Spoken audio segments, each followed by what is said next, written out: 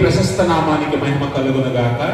మన ప్రభువు ప్రియ రక్షకుడైన యేసు ప్రభుల వారు మనలను మన కుటుంబాలను సంరక్షించి సజీవులకులో ఉంచి ఈ అడ్వెంట్ కాలంలో ఈ శుక్రవారపు సాయంకాల ఉపవాస కూడికలో ఆయన సన్నిధిలో కూడుకునే భాగ్యాన్ని, ఆయన వాక్యాన్ని ధ్యానించే ధన్యతను మనకి ఇచ్చినందుకే మొదటిగా తండ్రి అయిన దేవుని కృతజ్ఞతాస్తుతులు చెల్లిస్తున్నాను. ఆయన ఆత్మతోనూ సత్యంతోనూ ఆరాధించడానికి కూడొచ్చిన మీ అందరికీ ప్రభుపెట్టి వందనాలు. అందరికీ వందనాలు. దేవుడు మిమ్మల్ని మీ కుటుంబాలను మెండుగా దీవించి ఆశీర్వదించును గాక. ఈ దినముకు ఏర్పాటు చేయబడిన లేఖన భాగాన్ని మనం చదువుగా విన్నాం. ఈ లేఖన భాగంలో యెషయా ప్రవక్త ద్వారా దేవుడు ఇశ్రాయేలీయులతో మాట్లాడిన మాటలను మనము చూస్తూ ఉన్నాం.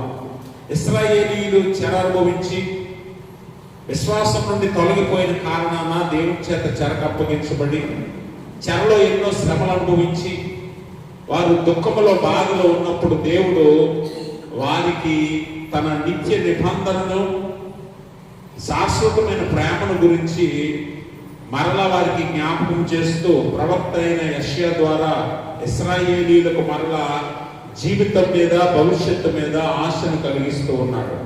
కాబట్టి ఈ లేఖనములో దేవుని యొక్క ప్రేమ, కృప ఎంత అపారమైనదో, బలమైనదో తెలియజేస్తూ ఇహలోక సంబంధమైన విషయాలు ఏమీ కూడా విశ్వాసులను, దేవుని మీద ఆధారపడిన వారిని కదిలించలేవని, వారి జీవితాల్లో ఇహలోక సంబంధమైన విషయాలు ఎటువంటి బలమైన మార్పులు తీసుకురాలేవని ఈ ప్రవక్త ద్వారా ఈ వచనములో దేవుడు మాట్లాడుతూ ఉన్నాడు. కాబట్టి గమనించండి ప్రభునందు ప్రియమైన స్నేహితులారా, ఈరోజు ఈ లేఖనము మనందరి జీవితాలకు చాలా చాలా ప్రాముఖ్యమైన లేఖనము, వాగ్దానం. అందుకనే ఈ వచనములు అంటాడు, పర్వతములు తొలగిపోయినను, మెట్టలు తత్తరిల్లినను, నా కృప నిన్ను విడిచిపోదు. గమనించండి, పర్వతాలు, మెట్టలు అనేవి శాశ్వతముగా నిలవబడి ఉండేవి. శాశ్వతమైన బలమైన కట్టడాలుగా లేకపోతే నిర్మాణాలుగా అవి కనిపిస్తూ ఉంటాయి. కొండలు, పర్వతాలు, మెట్టలు అవేవి ఎల్లప్పుడూ ఒక చోటే స్థిరంగా ఉండేవి. వీటిని భౌతిక జీవితంలో శ్రమలకు సాదృశ్యంగా దేవుడు మాట్లాడుతూ ఉన్నాడు. పర్వతములు, మెట్టలు మన జీవితంలో ఎదురయ్యే భయంకరమైన శ్రమలను బట్టి, వ్యాధులను బట్టి, బాధలను బట్టి సాదృశ్యంగా ఈ పర్వతాలను, మెట్టలను తీసుకొని ప్రవక్త ఇక్కడ మాట్లాడుతూ ఉన్నాడు. అయితే దేవుని వాక్యం ఏమంటుందంటే, అలాంటి భయంకరమైన వ్యాధులు, బాధలు, శ్రమలు మీకు కలిగినా కూడా దేవుని కృప మిమ్మల్ని విడిచిపోదు అనే విషయాన్ని ఇక్కడ దేవుని వాక్యం ద్వారా మనకు తెలియజేస్తున్నాడు. ఈ భయంకరమైన శ్రమలు ఎలాంటివేనంటే భూకంపాలు అవ్వచ్చు, యుద్ధాలు అవ్వచ్చు, లేకపోతే ప్రకృతి వైపరీత్యాలతో కూడా ఎన్నో కుటుంబాలు ప్రభావితమయ్యి బాధపడుతున్నప్పుడు, శ్రమలో ఉన్నప్పుడు, ఇరుకులో ఉన్నప్పుడు, ఇబ్బందుల్లో ఉన్నప్పుడు దేవుని వాక్యం అంటుంది, అవి మన జీవితాలను ఎంత మార్చగలిగినా, మనల్ని ఎంత బాధ పెట్టినా, మనల్ని ఎంత కష్టపెట్టినా దేవుని కృప అయితే నీకు ఎల్లప్పుడూ కూడా తోడుగా ఉంటుంది అని దేవుని వాగ్దానము ఈ లేఖనంలో మనకు తెలుస్తూ ఉంది. కాబట్టి గమనించండి ప్రభునందు ప్రియమైన స్నేహితులారా, దేవుని యొక్క కృప అనేది అపారమైనదని, శాశ్వతమైనదని, ఆయన ప్రేమ కూడా ఎన్నటికీ ఓడిపోనిదనే విషయాన్ని ఇక్కడ మనం అర్థం చేసుకోవాలి. ఇర్మియా గ్రంథంలో అంటాడు 31వ అధ్యాయం 3వ వచనంలో, చాలా కాలము క్రిందట యెహోవా నాకు ప్రత్యక్షమై ఇట్లనెను, శాశ్వతమైన ప్రేమతో నేను నిన్ను ప్రేమించుచున్నాను గనుక విడువక నీ ఎడల కృప చూపుచున్నాను. గమనించండి, ఆయన ప్రేమ, కృప ఎలాంటివట? శాశ్వతమైనవి. Unfailing love and grace of God. దేవుని యొక్క ఓడిపోని, మారని ప్రేమను, కృపను మన మీద ఎల్లప్పుడూ ఆయన చూపిస్తాడు. అందుకనే పర్వతముల వంటి శ్రమలు వచ్చినా, మెట్టల వంటి కష్టాలు వచ్చినా, బల శ్రమల ద్వారా మనం వెళ్ళవలసి వచ్చినా కూడా మనం ఏమాత్రము భయపడవలసిన అవసరం లేదని దేవుని వాక్యం ఈరోజు మనల్ని బలపరుస్తూ ఉంది. కొన్నిసార్లు జీవితంలో మరణం ఎదురవ్వచ్చు, లేకపోతే భయంకరమైన వ్యాధులు ఎదురవ్వచ్చు, ఆర్థిక ఇబ్బందులు ఎదురవ్వచ్చు, ఇంకా అనేక రకాల శ్రమల్లో కూడా మనం రావాల్సి ఉండొచ్చు.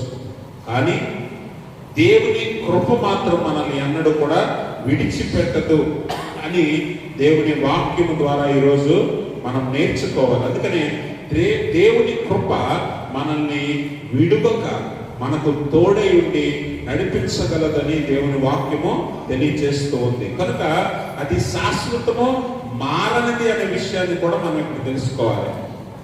ప్రేమ, కృప దేవునివైతే అవి ఎన్నడూ మారవు, అవి శాశ్వతంగా నిలుస్తాయి. అందుకనే రోమపత్రిక 8వ అధ్యాయము 38-39 వచనాలలో అపోస్తలుడైన పౌలు అంటాడు, రోమపత్రిక 8, అమ్మా, మరణమైనను జీవమైనను దేవదూతలైనను, అమ్మా, ప్రధానులైనను ఉన్నవైనను రాబోవునవైనను అధికారులైనను ఎత్తైనను లోతైనను సృష్టింపబడిన మరి ఏదైనను మన ప్రభువు అయిన యేసుక్రీస్తునందలి దేవుని ప్రేమ నుండి మనలను ఎడబాపనేరవని రూఢిగా నమ్ముచున్నాను. అపోస్తలుడైన పౌలు ఎంత చక్కగా దేవుని ప్రేమను గురించి వివరిస్తున్నాడో మనం గమనించాలి. ఎత్తైనా లోతైనా ఉన్నవైనా రాబోవునవైనా అధికారులైనా ప్రధానులైనా మరణమైనా సరే దేవుని ప్రేమ నుండి మనలను ఎడబాపనేరవని నేను రూఢిగా నమ్ముచున్నానని అపోస్తలుడైన పౌలు అంటున్నాడు. కాబట్టి దేవుని వాగ్దానము సత్యమైనది, దేవుని ప్రేమ శాశ్వతమైనది, దేవుని కృప ఎన్నటికీ మారనిది. అలాంటి కృప, అలాంటి ప్రేమ దేవుడు మన పట్ల చూపిస్తున్నాడు. అందుకే ఇశ్రాయేలీయులు శ్రమ అనుభవించిన, ఇశ్రాయేలీయుల్ని దేవుడు చెరకప్పగించిన, మరలా వారిని దేవుడు అత్తుకోవటానికి ప్రయత్నం చేస్తూ ఉన్నాడు. మనం గమనించాలి, తండ్రి అయిన దేవుడు పిల్లల పట్ల చూపించే ప్రేమ అలాగే ఉంటుంది.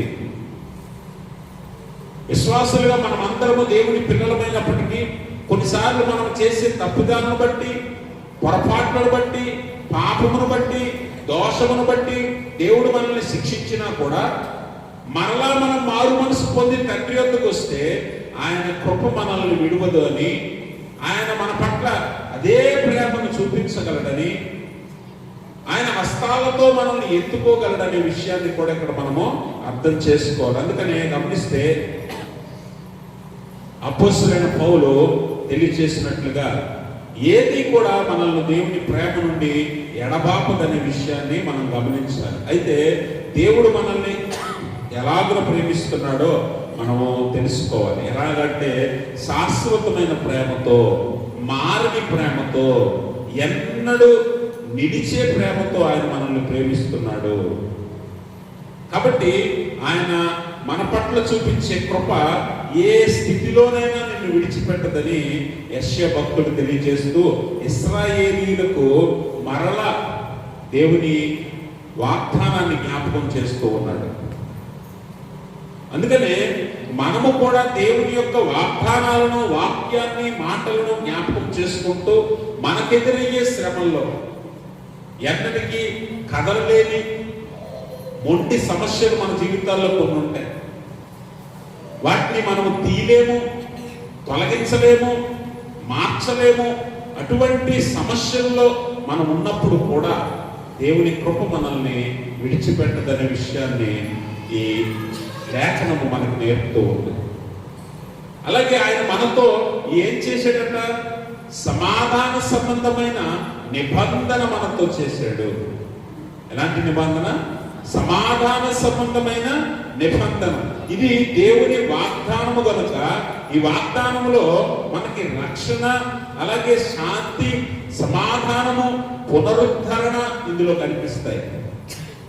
ఈ సమాధాన సంబంధమైన నిబంధన, సమాధాన పట్టడం అంటే ఏంటి?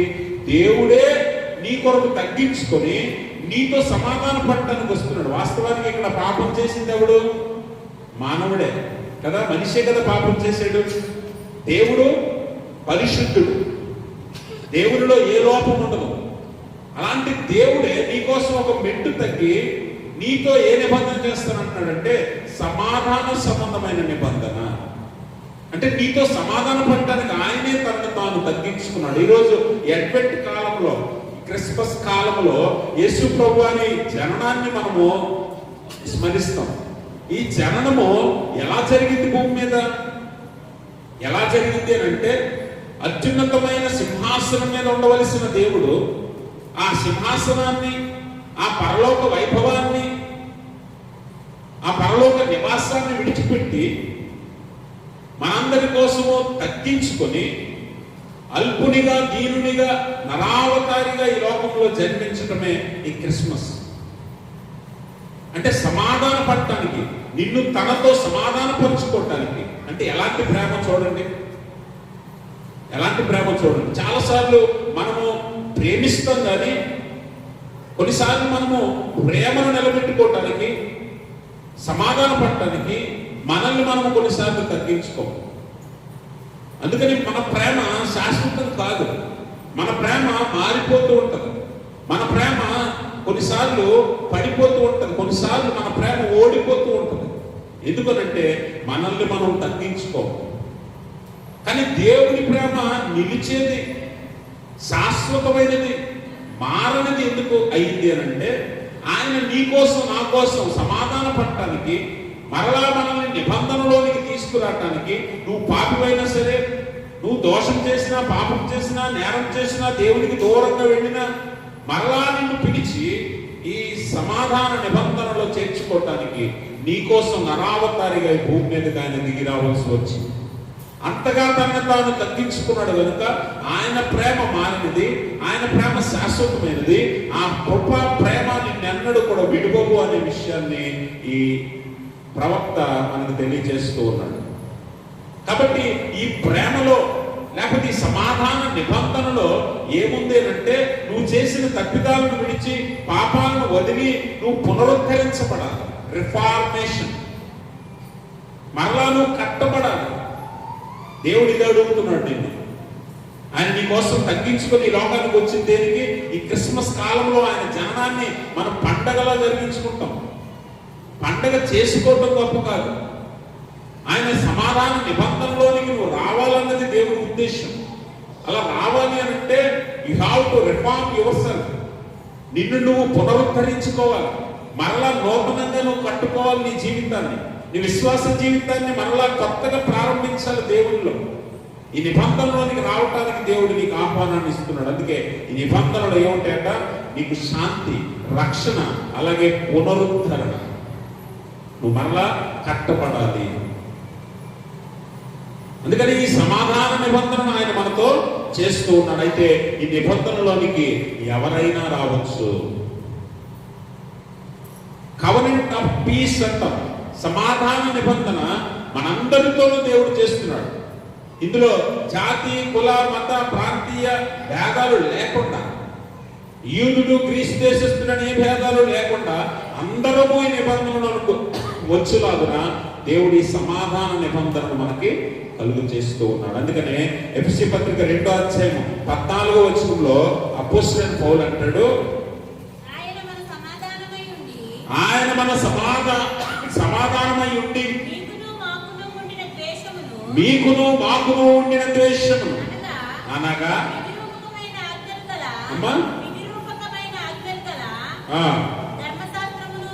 ఏ రూపకము? విధి రూపకమైన ఆజ్ఞలు గల ధర్మశాస్త్రమును తన శరీరమందు కొట్టివేయుట చేత మధ్య గోడను పడగొట్టి మన ఉభయులను ఏకము చేసును. ఇట్లు సంధి చేయొచ్చు, ఈ ఇద్దరిని తన యందు ఒక్క నూతన పురుషునిగా సృష్టించి తన శిలువ వలన ఆ ద్వేషమును సంహరించి దాని ద్వారా వీరిద్దరిని ఏక శరీరముగా చేసి దేవునితో సమాధానపరచవలనని ఇలాగూ చేశాను. ఇప్పుడు యేసు ప్రభువు ఈ లోకానికి వచ్చిన కారణం ఏంటో అపోస్తలుడైన పౌలు తెలియజేస్తున్నాడు. యూదులు అన్యులు, వీరిరువురి మధ్య ఉన్న ద్వేషభావాన్ని, దూరాన్ని ఆయన కొట్టివేసి ధర్మశాస్త్రాన్ని నెరవేర్చి ఆయన ఏం చేశాడంటే సర్వమానవాళిని సమాధానపరిచి అందరినీ దేవునితో సమాధానపరచడానికి ఇలాగూ చేశాడు. అందుకని ఆయన శిలువ మరణము మనకు సమాధానముగా ఉంది. ఆయన మనకు సమాధానమై ఉన్నాడు. ఇప్పుడు దేవునితో నువ్వు సమాధాన పడటానికి నిన్ను నువ్వు పునరుద్ధరించుకొని నువ్వు దేవుని దగ్గరికి వచ్చినట్లయితే ఆయన నిన్ను మరలా అంగీకరిస్తాడు. నిన్నెన్నడూ కూడా ఆయన తోసివేయడు. ఆయన వద్దకు వచ్చి వారిని ఆయన తోసివేయడు. కాబట్టి ఆ సమాధాన నిబంధనలోనికి వచ్చులాగున నిన్ను నువ్వు పునరుద్ధరించుకున్నప్పుడు ఎలాంటి శ్రమల గుండా నువ్వు వెళ్ళినా కూడా దేవుని వాగ్దానం నీకుంది. అదేంటంటే నా కృప నిన్ను విడువదు, నా కృప నిన్ను విడిచిపోదు అని దేవుడు వాగ్దానాన్ని ఇస్తూ ఉన్నాడు. కాబట్టి గమనించండి ప్రభునందు ప్రియమైన స్నేహితులారా, దేవుడు మన జీవితాల్లో ఎదురయ్యే కఠినమైన శ్రమల్లో, ఇరుకుల్లో, ఇబ్బందుల్లో, వ్యాధుల్లో, బాధల్లో, కన్నీటిలో మనకి తన కృపను ఎల్లప్పుడూ కూడా దయచేసే దేవుడు మనకున్నాడు. కనుక మనము ఎల్లప్పుడూ ఆయన వాక్యాన్ని ధ్యానించుకొని కష్టాల్లో ఆశగా ఆయన కృప మనకు తోడై ఉంది. శ్రమల్లో మనకు తోడుగా ఆయన కృప ఉంది అన్న విషయాన్ని మనం గమనించాలి. కొన్నిసార్లు అనుకోని శ్రమలు ఎదురవుతూ ఉంటాయి. కొన్నిసార్లు మనం చేసే చక్కని ఉద్యోగం ఒక్కసారి పోతుంది, లేకపోతే మన ఆర్థిక స్థితిగతులు తారుమారైపోతాయి, లేకపోతే మనకున్న ఆస్తి నష్టపోతుంది. ఇలా అనుకోని పరిస్థితుల్లో వచ్చే శ్రమల్లో కూడా ఆశ కలిగించే ఆయన కృప నీకు తోడై ఉందన్న విషయాన్ని నువ్వు తెలుసుకోవాలి. ఎందుకంటే మనం ఆశ పెట్టుకోగలిగింది, నమ్ముకోగలిగింది దేవుడు మాత్రమే అన్న విషయాన్ని కూడా ఇక్కడ మనకి జ్ఞాపకం చేస్తున్నాడు ఈ ప్రవక్త, యెషయా ప్రవక్త. అందుకే చదువుకున్న ఉత్తర ప్రచిత్ర భాగంలో కూడా 34వ సంకీర్తనలో దావీదు భక్తుడు చాలా కష్టంలో ఉన్నాడు, శ్రమలో ఉన్నాడు. ఆ శ్రమలో కూడా దేవుని గణపరచటము మరి దావీదు భక్తుడు మరువట్లేదు. ఆ పైన దావీదు అబీమెలెకు ఎదుట వెర్రివాని వలె ప్రవర్తించి అతని చేత తోలివేయబడిన తర్వాత రచించిన కీర్తన. అంటే శ్రమల గుండా వెళ్తున్నాడు దావీదు, మరణాపాయములను తప్పించుకుంటూ తిరుగుతున్నాడు దావీదు. అలాంటి సందర్భంలో కూడా దావీదు దేవుణ్ణి మరొక ఆయన్ను గణపరుస్తూ, స్తుతిస్తూ, ఆయన నామాన్ని హెచ్చిస్తూ ఆయన మీద ఆధారపడి జీవితంలో ముందుకెళ్తూ ఉన్నాడు. శ్రమ ఎదురైంది కదా అని కృంగిపోవట్లేదు, లేకపోతే బలహీనపడట్లేదు, భయపడట్లేదు. కానీ దేవుని కృపను జ్ఞాపకం చేసుకుంటూ దేవుని మీద ఆధారపడి ముందుకు వెళ్ళటం మనం ఇక్కడ కీర్తనలో గమనిస్తాం. అందుకనే ఈ మొదటి వచనాల్లోనే ఆయన అంటాడు, నేనెల్లప్పుడూ యెహోవాను సన్నతించెదను, నిత్యము ఆయన కీర్తి నా నోటనుంటుంది అని.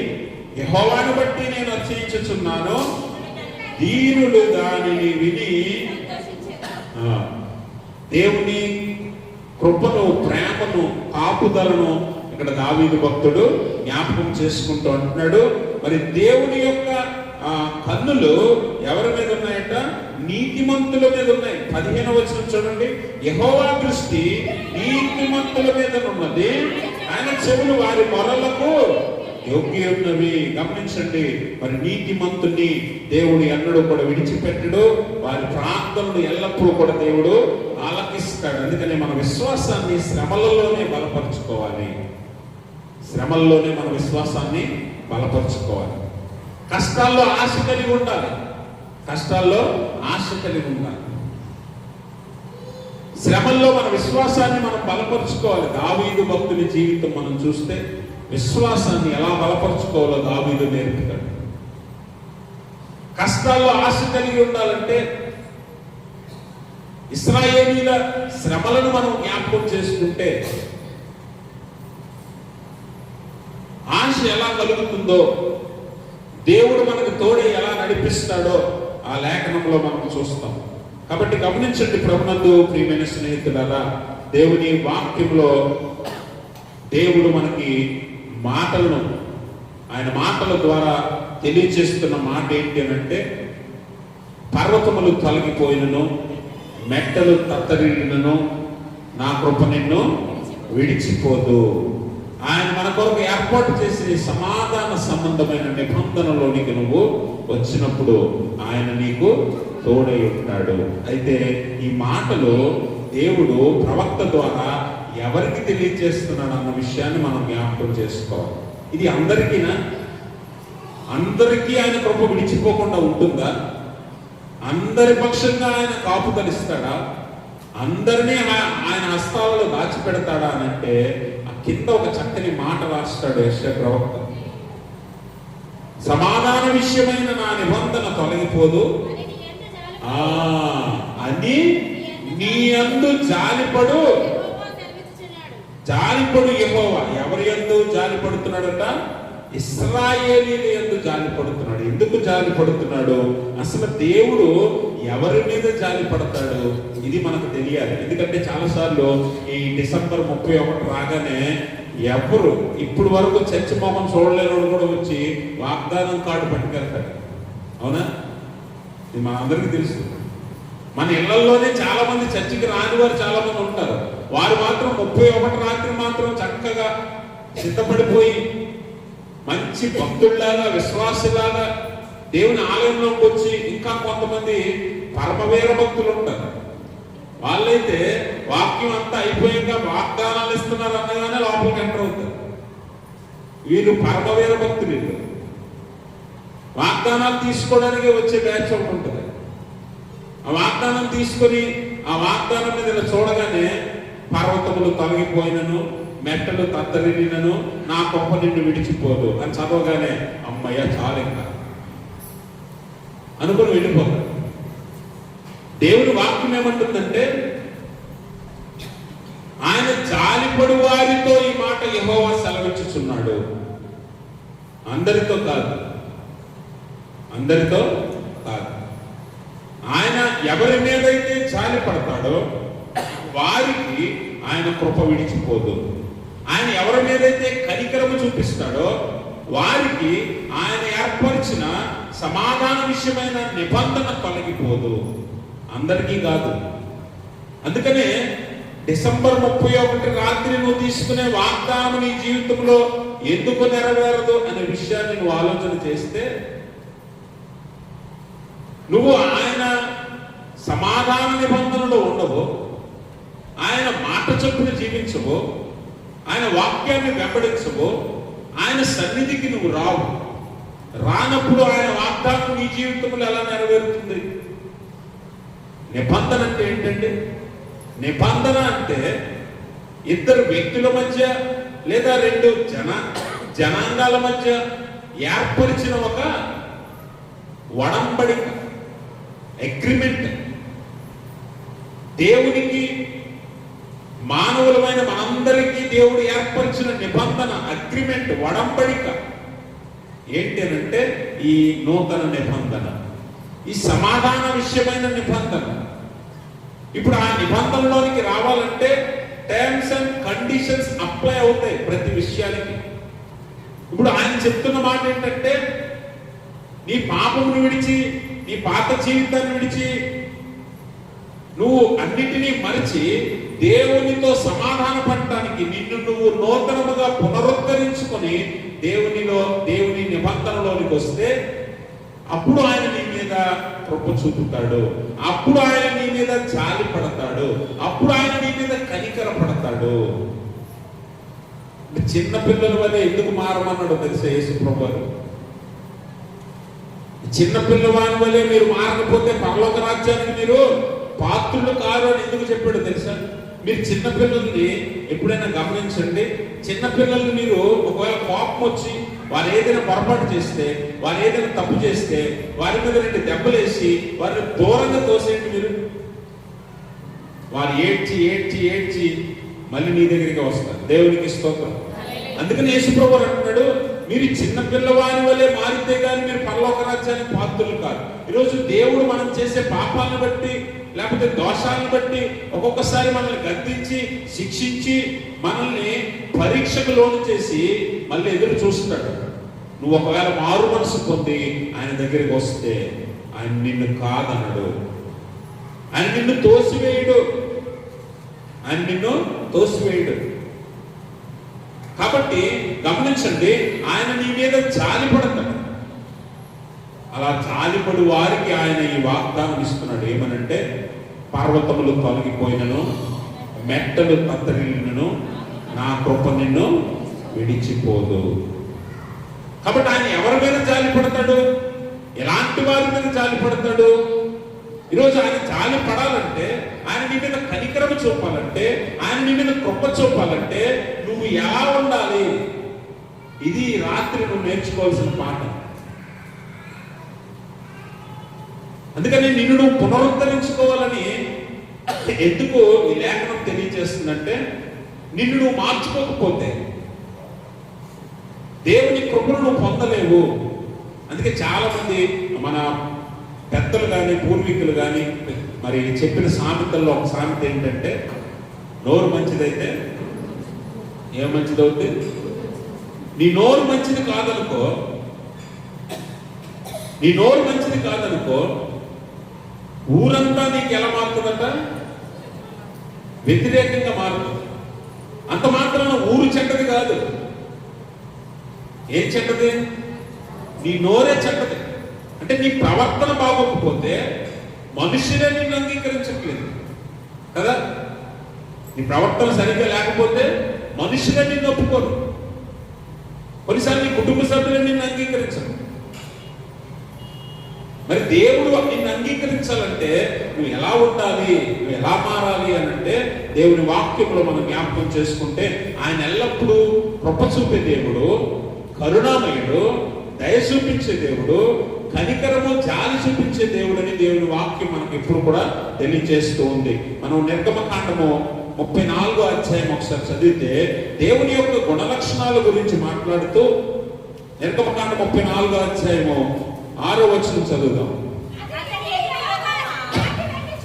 అమ్మా, అతని ఎదుట యెహోవా దాటి వెళ్ళుచు, యెహోవా కనికరము, యెహోవా కనికరము, దయ, దీర్ఘశాంతము, విస్తారమైన కృపాసత్యములు గల దేవుడైన యెహోవా. ఆయన 1000 మందికి ఆయన చేయి, ఆయన 1000 మందికి కృప చూపుచు దోషమును, అపరాధమును, పాపమును క్షమించును గాని ఆయన ఏమాత్రమును దోషులను నిర్దోషులుగా ఎంచక 3-4 తరముల వరకు తండ్రుల దోషమును కుమారుల మీదకి, కుమారుల మీదకి రప్పించునని ప్రకటించు. గమనించండి, ఆయన ఎలాంటి వాడట? ఆయన కనికరము, దయ, కృప చూపించే దేవుడు. అయితే నువ్వు ఆయన తట్టు తిరిగినప్పుడు ఇవన్నీ నీవు పొందుకోగలవు. కానీ నువ్వు అపరాధివైనా సరే, నువ్వు దోషివైనా, నాకు దేవుని కృప కావాలి అని అంటే అది ఎంత మాత్రము జరగని పని. ఆయన అపరాధులను నిరపరాధులుగా ఎంచడు. న్యాయమైన దేవుడు, కృప చూపించే దేవుడే, జాలి చూపించే దేవుడే. అలాని పాపిని పరలోకం తీసుకెళ్ళడు. అది ఇక్కడ దేవుని వాక్యం చాలా స్పష్టంగా మాట్లాడుతుంది. అందుకని గమనించాలి, ఆయన ఎప్పుడు కూడా కనికరము, జాలి చూపించే దేవుడే. కానీ ఎవరి మీద చూపిస్తాడట? ఎవరి మీదనంటే దేవుని పట్ల భయభక్తులు కలిగిన వారి మీద, ఆయన మాటలను గౌరవించే వారి మీద, ఆయన మాటను బట్టి ఆయనను గౌరవించి ఆయన పట్ల భయభక్తులు కలిగిన వారి మీద ఆయన జాలి చూపిస్తాడు, కనికరం చూపిస్తాడు. అందరి మీద కాదు. అందుకనే శ్రమల్లో, ఇరుకులో, ఇబ్బందులో ఆయన మీద భయభక్తులు కలిగి ఆయన మాట చొప్పున జీవించడానికి సిద్ధపడిన ఎవరైనా సరే దేవుని కృపను, కనికరాన్ని పొందుకుంటారని నా లేఖనము తెలియజేస్తుంది. అందుకనే 103వ సంకీర్తన 13వ వచనం అంటాడు, తండ్రి తన కుమారుల మీద జాలిపడినట్లు యెహోవా తన యందు భయభక్తులు గల వారి ఎడల జాలిపడును. గమనించండి, ఎవరి మీద చూపిస్తాడట ఈ జాలి, లేకపోతే కనికరం ఎవరి మీద దేవుడు చూపిస్తాడంట? ఆయన యందు భయభక్తులు కలిగిన వారి పట్ల. భయభక్తులు అంటే ఏంటి? భయభక్తులు అంటే నాకు దేవుడు అంటే భయమే అని చెప్పి ఆయన మాటను అంగీకరించడం భయభక్తులు కాదు, అంగీకరించకపోవటం భయభక్తులు కాదు. భయభక్తులు అంటే ఆయన మాట చొప్పున మనము నడవటమే భయభక్తులు. అంతేగాని మన ఇష్టానికి మన జీవితము, బయట జీవితం మనం జీవిస్తూ ఆలయానికి ఆదివారం వచ్చి దేవుడు అంటే నాకు చాలా భక్తి, దేవుడు అంటే నాకు చాలా భయం అని చెప్పి చెప్పడం కాదు భయభక్తులు అంటే. ఆయన మాటను బట్టి మేరక, ఆయన మాటను మేరక, అందుకే ఆజ్ఞాతిక్రమం పాపం కదా. ఆయన మాటను మీరితే నువ్వు పాపమే. పాపం అయినప్పుడు దేవుని దయను కృపను పొందలేవు. అందుకని ఆయన ఎందుకు భయభక్తులు గల వారికి దేవుడు వాగ్దానం ఏం చేస్తున్నాడంటే, పర్వతములు తొలగిపోయినను, మెట్టలు తత్తరిల్లినను, నా కృప నిన్ను విడిచిపెట్టదు. కాబట్టి ఈరోజు మన జీవితాల్లో మనకు ఎదురయ్యే సమస్యలు, శ్రమలు, ఇవన్నీ కూడా మనము అధిగమించాలి, దాటాలి అని అంటే దేవుని కృప మనకు అవసరం. ఆ కృప నీకు కావాలి అని అంటే దేవుని పట్ల నువ్వు భయభక్తులు గలదానిగా నువ్వు మారాలి. దేవుడు కోరుకుంటుంది అది. అందుకే సమాధాన నిబంధనలో నువ్వు ఎప్పుడు వస్తావంటే నిన్ను నువ్వు పునరుద్ధరించుకున్నప్పుడు వస్తావు. అంతకు మునుపు మొండిగా నువ్వు జీవిస్తుంటే, ఇప్పుడైతే నిన్ను నువ్వు మార్చుకొని దేవుని ఎడల భయభక్తులు గలదానిగా నువ్వు మారితేనే ఈ కృపను పొందగలవు. ఆయన నీ మీద జాలిపడి నీకు తోడై ఉండగలడు. కాబట్టి గమనించండి, ఆయన భయభక్తులు గల వారి పట్ల ఆయన జాలి పడతాడు. అందరి పట్ల కాదు. ఆయనను లెక్క చేయక, ఆయన వాక్యాన్ని వినక, నీ ఇష్టానుసారమైన జీవితం జీవిస్తూ నువ్వేదో వాగ్దానం చేతితో తీసుకొని దేవుడు నాకు ఈ వాగ్దానం ఇచ్చాడు కనుక ఇదే నా జీవితంలో నెరవేరుతుంది అనేది నీ మూర్ఖత్వమే తప్ప దేవుడు ఎంత మాత్రమో తన వాగ్దానాన్ని నీ జీవితంలో నెరవేర్చడు. ఇదైతే నువ్వు ఖచ్చితంగా గుర్తుపెట్టుకోవాలి. అందుకని ఆయన పట్ల ఎవరైతే భయభక్తులు కలిగి ఆయన నిబంధనలోనికి రావటానికి ఎవరైతే ప్రయత్నం చేస్తారో వారిని ఆయన తోసివేయక చేర్చుకొని వారి మీద జాలి పడతాడు, వారి మీద జాలి పడతాడు. అలాగే ఆయన ఎవరి మీద జాలి పడతాడంట? పశ్చాత్తాపడే వారి మీద జాలి పడతాడు. ఎవరి మీద? పశ్చాత్తాపడడం అంటే ఏంటి? పశ్చాత్తాపడడం అంటే ఏంటి? తప్పుల్ని ఒప్పుకొని ఇక ఎన్నటికీ చేయకపోవడం. అది మీరు తప్పుల్ని ఒప్పుకోవడం అని చెప్తున్నారు. తప్పుల్ని ఒప్పుకొని ఇక ఎన్నటికీ చేయకపోవడమే పశ్చాత్తాపం. అంతేగాని ఇప్పుడు ఒప్పేసుకొని మళ్ళీ రేపు నుంచి అదే తప్పు చేయడం కాదు పశ్చాత్తాపం అంటే. పశ్చాత్తాపం అంటే ఇప్పుడు తప్పును ఒప్పుకొని మరలా దాన్ని కొనసాగించడం కాదు. ఒప్పుకొని మరలా దాని జోలికి వెళ్ళకపోవటమే నిజమైన పశ్చాత్తాపం. అటువంటి పశ్చాత్తాపడే వారి మీద దేవుడు జాలి పడతాడు. అటువంటి పశ్చాత్తాప మనసు కలిగిన వారిని దేవుడు చేర్చుకుంటాడు, కనికరం చూపిస్తాడు. వారిని తన చేతులతో హత్తుకుంటాడనే విషయాన్ని మనం ఇక్కడ జ్ఞాపకం చేసుకోవాలి. అందుకనే మరి ద్వితీయోపదేశ కాండంలో మనం 4వ అధ్యాయం 31వ వచనంలో మనం చదివితే, ద్వితీయోపదేశ కాండం 4వ అధ్యాయం, నీ దేవుడైన యెహోవా కనికరము గల దేవుడు గనుక నిన్ను చెయ్యి విడువడు, నిన్ను నాశనము చేయడు, తాను నీ పితరులతో ప్రమాణం చేసిన నిబంధనను మర్చిపోడు. చాలండి, ఆయన చేసిన నిబంధన మర్చిపోక ఆయన ఏం చేస్తాడట? కనికరము గల దేవుడు కనుక నిన్ను చెయ్యి విడువడు, నిన్ను నాశనము చేయడు. ఇప్పుడు నువ్వు ఆయన పట్ల చేసిన తప్పుని నువ్వు పశ్చాత్తాపంతో అంగీకరించినప్పుడు, ఒప్పుకొని దాని జోలికి మరలా వెళ్ళక ఉండినప్పుడు నీ మీద ఖచ్చితంగా ఆయన కనికరం చూపిస్తాడు. నిన్ను నాశనం చేయడు, నిన్ను నాశనము చేయడు. నీకు తోడుగా ఉంటాడు, నీకు తోడుగా ఉంటాడు. కాబట్టి గమనించండి, మరి పశ్చాత్తాపడి మనము దేవుని ఎదుట మొర్ర పెట్టుకున్నప్పుడు, ఏడ్చినప్పుడు, కన్నీరు పెట్టినప్పుడు మన మీద ఆయన కనికరం చూపిస్తాడు, జాలి చూపిస్తాడు. ఎందుకంటే ఆయన జాలి గల దేవుడు, కనికరము గల దేవుడని లేఖనము తెలియజేస్తుంది. అందుకే మనం 2 రాజుల గ్రంథం 13వ అధ్యాయం 4వ వచనంలో యెహోయాజు రాజుని మనం చూస్తాం. ఇశ్రాయేలును పరిపాలించే రాజు. యెహోయాహాజు యెహోవాను వేడుకొనగా యెహోవా సిరియా రాజు చేత బాధనొందిన ఇశ్రాయేలు వారిని కనికరించి. గమనించండి, మనము ఎప్పుడైతే పశ్చాత్తాపడి మన తప్పుని తెలుసుకొని దాన్ని విడిచిపెట్టి మరలా దాని జోలికి వెళ్ళక దేవుని ఎదుట మనము మోకరించి ప్రార్థించినప్పుడు, మనము దేవునికి మొరపెట్టినప్పుడు, ఆయన ఎదుట మన కన్నీరు కార్చినప్పుడు ఆయన మన పట్ల కనికరము చూపించి కార్యాన్ని జరిగిస్తాడు. దేవునికి స్తోత్రం. కాబట్టి ఆయన ఎదుట మన పాపములను ఒప్పుకొని పశ్చాత్తాపడాలి. అట్టి వారి మీద ఆయన జాలి పడతాడు. ఇప్పుడు ఈ వాగ్దానం ఎవరికి నెరవేరుతుందట? యెషయా ప్రవక్త 54వ అధ్యాయం 10వ వచనంలో చెప్పిన ప్రవచనము మన జీవితాల్లో నెరవేరాలంటే దేవుని ఎడల భయభక్తులు కలిగి ఉండాలి. అలాగే మన పాపములను ఎరిగి పశ్చాత్తాపడి మరలా పాపం చేయక దేవుని ఎదుట మనము మోకరించి మన పాపాలను అంగీకరించాలి. కాబట్టి గమనించండి, దేవుడు మన మీద జాలిపడి కనికరపడి మనల్ని మరలా పునరుద్ధరించాలంటే, మనల్ని మరలా తన కృపలో నడిపించాలి అంటే ఖచ్చితంగా నువ్వు ఈ గుణ లక్షణాలు కలిగి ఉండాలి. అట్టి వారికే దేవుడు కృప చూపుతాడు.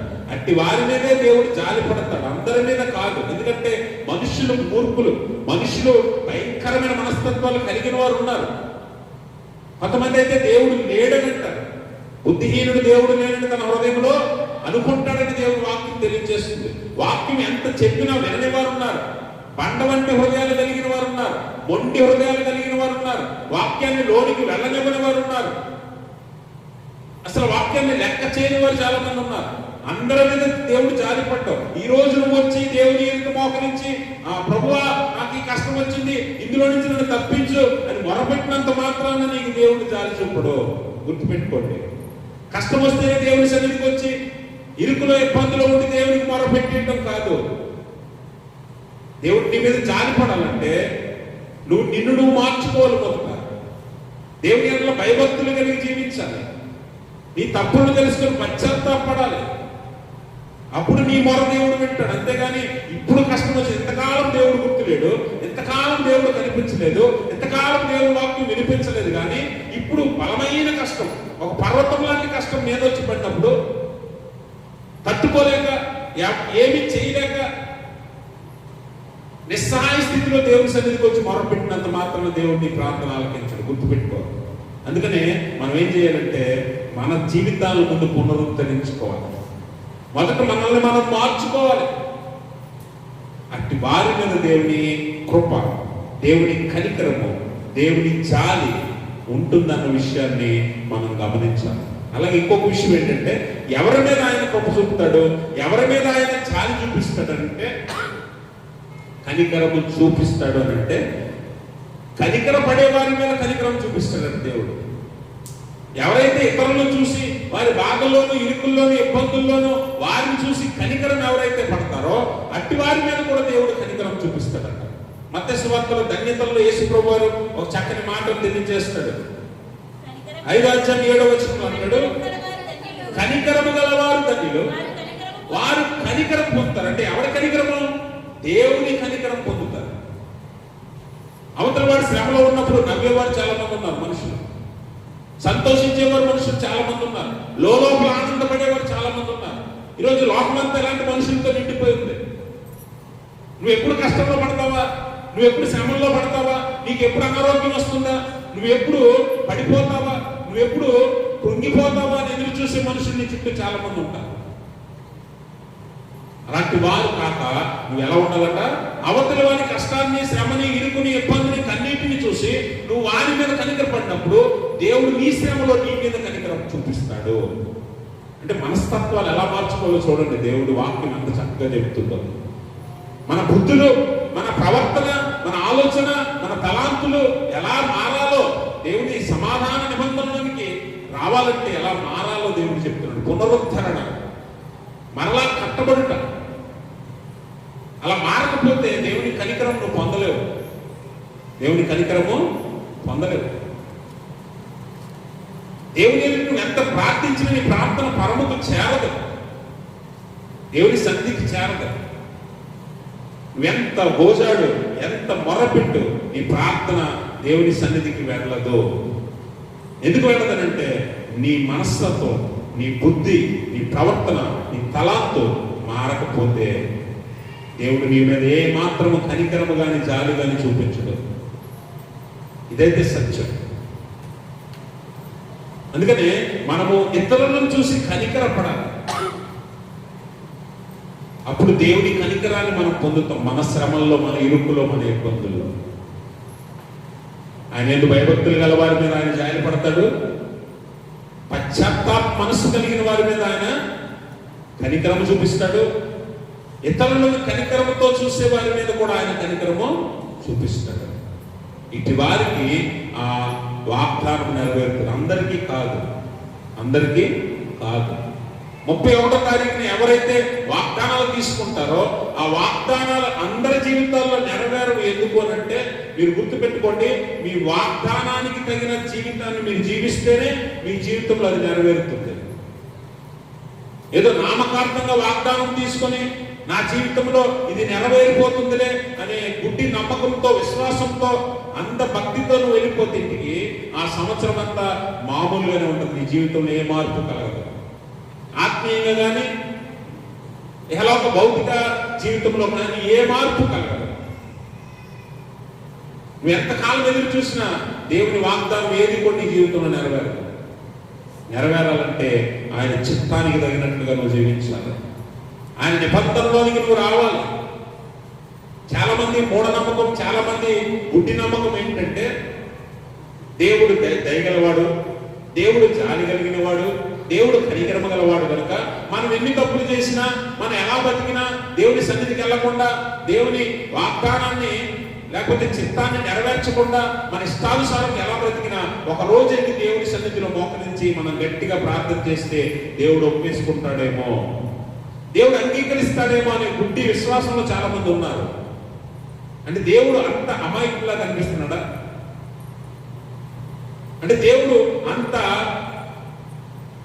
శుద్ధిమెత్తని హృదయం కలిగిన వాడుగా కనిపిస్తున్నాడా? దేవుడు మొదటే మనకు తెలియచేశాడు. ప్రతి మాట కూడా మన జీవితాలకు అన్వయించుకొని ఆ వాక్యానుసారమైన జీవితం జీవించకపోతే ఆయన ఇప్పుడు ఎంత ప్రేమతో చూస్తాడో నిన్ను, ఇప్పుడు ఆయన ఎంత కృప, దయ, జాలి, కనికరం నీకు చూపిస్తానన్నాడో అంతే కఠినముగా న్యాయాధిపతిగా ఆయన మారే అవకాశము ఉంది. ఆ రోజు త్వరలో రానే ఉంది. ఆ రోజు కనికరము, పక్షపాతము, జాలి, దయ ఏమీ ఉండవు, ఏమీ ఉండవు. ఎందుకంటే ఇప్పుడైతే ఆయన మన కొరకు, ఇప్పుడైతే మనల్ని సమాధానపరచడానికి ఆయన ఈ లోకానికి వచ్చి శిలువయాగం చేయడానికి వచ్చాడు కనుక ఇప్పుడు కృప నీ మీద చూపించడానికి ఇష్టపడుతున్నాడు. కానీ సమయం అయిపోయిన తర్వాత ఆయన న్యాయాధిపతిగా ఆ సింహాసనం మీద, ధవళ సింహాసనం మీద కూర్చున్నప్పుడు మాత్రం ఆయన కనికరం అయితే చూపించడు, జాలి అయితే చూపించడు. న్యాయాధిపతిగా ఆయన తీర్పు మాత్రం తీరుస్తాడు, తీర్పు మాత్రం తీరుస్తాడు. కాబట్టి ఆ దినమైతే ఈ కనికరము, జాలి కనిపించదు. ఇప్పుడే అనుకూల సమయం దేవుడు నీకు ఇస్తున్నాడు కనుక నువ్వు నిన్ను పునరుద్ధరించుకొని దేవుని దయను, జాలిని, కనికరాన్ని, ప్రేమను పొందే ఒక మంచి విశ్వాసిగా, దేవుని ఎడల భయభక్తులు కలిగిన వారిగా మనం మారితే దేవుడు ఏ స్థితిలో కూడా మనల్ని విడిచిపెట్టడు. దావీదు భక్తులు అంటాడు, గాఢాంధకార లోయలో నేను సంచరించినను ఏ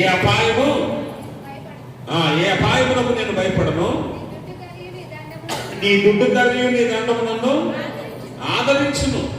నీవు నాకు తోడయ్యుందువు, నీవు నాకు తోడయ్యుందువు, నీ దుడ్డు కర్రీయు నీ దండము నన్ను ఆదరించును, నా శత్రువులు ఎదుట నీవు నాకు. గమనించండి, దావీదు భక్తుని యొక్క విశ్వాసము, మరి దావీదు జీవిత అనుభవము 23వ కీర్తనలో మనం చూస్తాం. ఆయన ఎప్పుడు తోడై ఉంటాడట. ఎలాంటి వారికంటే ఆయన నిబంధనలో ఉన్న వారికి, ఆయన ఎడల భయభక్తులు గల వారికి, పాపములు ఒప్పుకొని పశ్చాత్తాపడే వారికి. కాబట్టి గమనించండి ప్రభునందు ప్రియమైన స్నేహితులారా, మనము మరలా దేవుని జాలి పొందాలంటే ఇతరుల మీద కనికరము చూపే వారంగా కాక, అలాగే కనికరము చూపే వారంగానే కాకుండా వినయ మనస్సు కలిగిన వారంగా కూడా ఉండాలట. గర్వ మనస్సు ఉండకూడదు, వినయ మనస్సు ఉండాలి. వినయ మనస్సు కలిగిన వారు దేవుని కృపను పొందుతారని ఈ లేఖనం ద్వారా మనం నేర్చుకోవాలి. వినయ మనస్సు అనగా మనల్ని మనము తగ్గించుకునే మనస్సు. మత్తయి సువార్త ధన్యతలు అంటాడు కదా, 5వ అధ్యాయము 4వ వచనం ఒకసారి మనం గమనిస్తే, వారు ఓదార్చబడుదురు, సాత్వికులు ధన్యులు. సాత్వికులు అంటే దీనత్వం కలిగి తగ్గింపు కలిగే వారు ధన్యులు అని దేవుని వాక్యం తెలియజేస్తుంది. అట్టి వారి మీద కూడా దేవుని కనికరము ఉంటుందనే విషయాన్ని మనం గమనించాలి. ఎందుకంటే గర్విష్ఠులుగా మనం జీవించినంత కాలము దేవుడు మన మీద జాలిపడ్డ కానీ మన స్థితిగతులను మార్చేస్తాడు, మనకు బుద్ధి వచ్చినట్లుగా చేస్తాడు. నెబుకద్నెజరు గర్విష్ఠ అయిపోయినప్పుడు దేవుడు ఏం చేసినట్ట, సింహాసనం మీద నుంచి పడగొట్టి గడ్డి తినిపించేలాగా బుద్ధి వచ్చే వరకు గడ్డి తినిపించాడు. కాబట్టి మనము గర్విష్ఠులుగా, గర్వాంతులుగా, గర్వహృదయాలు కలిగిన వారుగా ఎంతకాలం బ్రతికితే అంతకాలము దేవుడు మనల్ని విమర్శిస్తాడు, అంతకాలం మనల్ని దేవుడు తోసివేస్తాడు. అంగీకరించడం. అందుకే వినయ హృదయం కలిగిన వారే ధన్యులు, దీన మనస్సు కలిగిన వారే ధన్యులు, సాత్వికము కలిగిన వారే ధన్యులు, తగ్గింపు కలిగిన వారే ధన్యులు. వారే దేవుని కనికరమును, జాలిని, కృపను పొందుతారు. అందరూ పొందరు. ఈ రాత్రి మీరు జ్ఞాపకం చేసుకోవాల్సిన విషయం ఏంటంటే, దేవుని సన్నిధిలో కూర్చున్నంత మాత్రాన అందరి మీద దేవుని కృప ఉండదు. వాక్యం విన్నంత మాత్రాన అందరినీ దేవుడు కనికరించడం. ఆయన భయభక్తులు కలిగి ఉండాలి. మన పాపమును అంగీకరించి పశ్చాత్తాపడాలి. కనికర హృదయం మన దగ్గర ఉండాలి, వినయ హృదయం మన దగ్గర ఉండాలి. దేవుడు మన జీవితాల్లో ఆయన వాగ్దానాలు నెరవేర్చి మనల్ని హెచ్చించాలన్నా, దీవించాలన్నా, మనల్ని బలపరచాలన్నా, పరలోకంలో ఆయనతో పాటు ఉంచాలన్నా మనం చేయవలసిన పని ఏంటంటే, ఆయన మన మీద జాలి పడినట్లుగా, కనికరం చూపినట్లుగా మనం జీవించాలి. ఎందుకు కనికరము, జాలి కావాలి అని అంటే, అనుదినము మనం ఏదో ఒక పాపం చేస్తూనే ఉంటాం. ఈరోజు పరిశుద్ధులం అయిపోయామంటే ఇక నుంచి పరిశుద్ధులముగా ఉండగలమా అంటే మానవుడు ఉండలేడు. తలంపు వలనో, మాట వలనో, క్రియ వలనో ఏదో ఒక రకంగా పాపం చేసేస్తాడు. అందుకే అనుదినము మనం ఆయన జాలి పొందాలంటే మనం భయభక్తులు కలిగి మన పాపములను ఒప్పుకొని పశ్చాత్తాపడుతూ మన జీవితంలో ముందుకు వెళ్ళాలి. తెలుసో తెలియకో కొన్నిసార్లు మనం పొరపాటు చేస్తాం, పాపం చేస్తాం. వెంటనే దాన్ని మనం గ్రహించి దేవుని ఎదురు దాన్ని అంగీకరించాలి. అందుకే గర్వహృదయం ఉండకూడదు, వినయ హృదయం ఉండాలంట. వినయ హృదయం ఉన్నప్పుడు నిన్ను నువ్వు తగ్గించుకుంటావు, నీ పాపాలను నువ్వు ఒప్పుకుంటావు.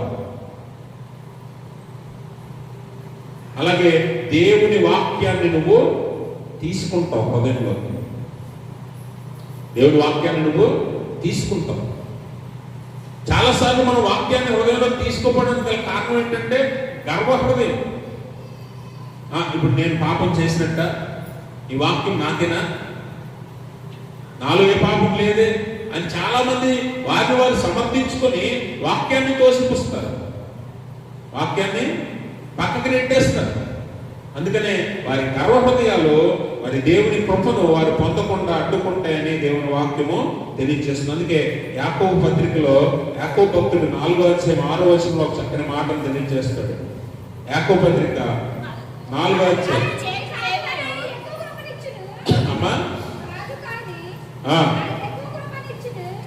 కాదు గాని ఆయన ఎక్కువ కృపనిచ్చును, అందుచేత దేవుడు అహంకారులను ఎదిరించి దీనులకు కృప అనుగ్రహించును అని లేఖనము. ఎవరికి దేవుడు కృప అనుగ్రహిస్తాడంటే అహంకారులను దేవుడు ఎదిరించి పడగొట్టి దీనులకు ఆయన ఏమిస్తాడట, కృపను అనుగ్రహిస్తాడు. అదే ఈ క్రిస్మస్ కాలంలో మనం ఎక్కువగా మనం ధ్యానించే లేఖనాల్లో లూకాసు వార్త 1వ అధ్యాయంలో కూడా తల్లి అయిన మరియ పాడిన ఈ స్తుతి గానంలో, తల్లి అయిన మరియ పాడిన స్తుతి గానంలో కూడా తల్లి అయిన మరియ జ్ఞాపకం చేసుకున్న మాటలను మనం చూస్తే చూడండి, అక్కడ 1వ అధ్యాయము 40వ వచనంలో మనం చూస్తే తల్లి అయిన మరియ అంటుంది, 47వ వచనం, ఆయన తన దాసురాలు దీనస్థితిని కటాక్షించెను, నా ఆత్మ నా రక్షకుడైన దేవుని యందు ఆనందించును. గమనించండి, మరి 51వ వచనం అంటుంది మరియ తల్లి అయిన మరియ, ఆయన తన బాహువుతో పరాక్రమం చూపెను, వారి హృదయముల ఆలోచన విషయమై గర్విష్ఠులను. ఎవరిని చెదరగొట్టినట్టు దేవుడు? గర్విష్ఠులను దేవుడు చెదరగొట్టి సింహాసనముల నుండి బలవంతులను పడదోసి దీనులను ఎక్కించెను. దేవునికి స్తోత్రం. దేవుడు కూడా ఈ గర్వాంధులను గర్విష్ఠులను తోసివేస్తాడన్న విషయాన్ని గుర్తుపెట్టుకో. నీ జీవితంలో గర్వం ఉందా? నీ జీవితంలో అతిశయం ఉందా? అయితే దేవుడు నిన్ను తోసివేస్తున్నాడని నువ్వు గుర్తించాలి. అందుకే గర్వము అతిశయము నీలో ఉండకుండానట్లు వినయ హృదయము కలిగి దేవుని ఎదుటి నువ్వు ఉండాలి. అప్పుడు దేవుడు నీ మీద జాలి పడతాడు, అప్పుడు నీ మీద కనికర పడతాడు. అందుకే తల్లి అయిన మరియ దీనస్థితిని దేవుడు కటాక్షించాడు అని తల్లి అయిన మరియ దేవుడిని స్తుతిస్తుంది. నేనెంత అల్పురాల్ని, నేనెంత దీనురాల్ని, నన్ను దేవుడు కటాక్షించి ఇంత ఉన్నతమైన పరిచర్యలో నన్ను నిలవబెట్టాడు. దేవుడు నన్ను ఎన్నుకున్నాడు, దేవుడు నన్ను పిలిచాడు అని మరియా సంతోషంతో ఈ స్తుతి గానాన్ని పాడుతుంది. కాబట్టి గమనించండి, మనము దేవుని ఎదుట కనికరము జాలి పొందాలంటే, అనుదినము మనం జీవించే పాపపు జీవితం బట్టి దేవుడు మనల్ని కనికరించాలి, జాలిపడి మరలా మనల్ని హత్తుకోవాలి, పిలుచుకోవాలి, చేర్చుకోవాలంటే నువ్వు ఖచ్చితంగా వినయ హృదయం కలిగి ఉండాలి. కాబట్టి గమనించండి, ఈ గుణాలు ఎవరిలో ఉంటాయో వారికి దేవుని కృప విడిచిపోదు, దేవుని నిబంధన వారి నుండి తొలగిపోదు. అందుకే చూడండి, దావీదు తప్పు చేసిన పాపం చేసిన దేవుడు దావీదు ఎందుకు విడవలేదు తెలుసా? దావీదు తన వినయ హృదయంతో పశ్చాత్తాప మనస్సుతో దేవుని ఎదుట తగ్గించుకొని భయభక్తులు కలిగి ప్రతిమాలి మొరపెట్టి ఏడ్చి దేవుణ్ణి ప్రతిమాలుకుంటున్నాడు. అందుకే దేవుడు దావీదును విడిచిపెట్టలేదు. తప్పు చేశాడు, పాపం చేశాడు, కానీ దేవుడు ఎందుకు విడిచిపెట్టలేదంటే ఇదిగో ఈ గుణాలు కలిగి ఉన్నాయి దావీదులో. ఈరోజు నీలో కూడా ఈ గుణాలు ఉంటే, భయభక్తులు కలిగి ఉంటే, పశ్చాత్తాప మనసు నీ దగ్గర ఉంటే, కనికరం చూపే హృదయం నీ దగ్గర ఉంటే, వినయ హృదయం నీ దగ్గర ఉంటే, ఖచ్చితంగా దేవుడు నీ పట్ల ఏ స్థితిగతులు వచ్చినా, ఎలాంటి శ్రమలు వచ్చినా ఆయన కృప నిన్ను విడిచిపోదు. అలాగే ఆయన నిబంధన నీ నుండి తొలగిపోదు. అందరికీ దేవుని వాగ్దానం నెరవేరు, గుర్తుపెట్టుకోండి. ఈరోజు క్రిస్మస్ కాలంలో దేవుని సన్నిధిలో ఆయన ఆరాధించడానికి, ఆయన జన్మాన్ని మనము పండుగలు జరుపుకోవడానికి సిద్ధపడుతున్న ఈ కాలంలో నిన్ను నువ్వు ఒకసారి పరీక్ష చేసుకుని దేవుని సన్నిధికి రా. దేవుని సన్నిధికి వచ్చి నేను దేవుని పట్ల నిజంగా భయభక్తులు గలవాడినైనా, భయభక్తులు గలదానినైనా, నిజంగా నేను దేవుని సన్నిధికి ఎందుకు వస్తున్నాను? ఆయన ఆరాధించడానిక, నా సంతోషం కోసం నేను వస్తున్నానా? నిజంగా నేను పాపంలో ఒప్పుకొని పశ్చాత్తాపడుతున్నానా? లేదా దేవుని సన్నిధిలో నటించి ఆ 1-2 గంటలు నటించి బయటికి వెళ్ళిపోయి నా పాపాన్ని నేను మళ్ళీ చేస్తున్నానా? పాత జీవితాన్ని జీవిస్తున్నానా? నా తోటి వారి పట్ల కనికరము కలిగి జీవిస్తున్నానా? వారి శ్రమలలో నేను పాలుపంపులు పొందుతున్నానా? దేవుడు నాకు ఉంచిపోయిన మాదిరిని వెంబడిస్తున్నానా అని ఒకసారి నేను పరీక్ష చేసుకో. అప్పుడు నీకే అర్థమవుతుంది దేవుడు నీ జీవితంలో ఎందుకు నెరవేర్చట్లేదు వాగ్దానాలు. కాబట్టి గమనించండి ప్రభువునందు ప్రియమైన స్నేహితులారా, అటువంటి విశ్వాసంగా మనం ఎదగాలంటే ఖచ్చితంగా ఈ గుణ లక్షణాలు మనలో ఉండాలి. అప్పుడు దేవుడు ఎన్నడూ మనల్ని విడిచిపెట్టడు. ఈ లోకంలో ఎదురయ్యే ప్రతి సమస్య నుండి మనల్ని దాటించి దేవునితో సదాకాలం ఉండే భాగ్యాన్ని మనకి ఇస్తాడు. అటువంటి స్థితి దేవుడు తన పరిశుద్ధాత్మ ద్వారా మనందరికీ దయచేయను గాక. ఆమేన్. సమస్త జ్ఞానం గురించిన దేవుని సమర్థం యేసుక్రీస్తు వల్ల మీ హృదయంలో మీ తలంపులకు కావలి ఉండును గాక. ఆమేన్.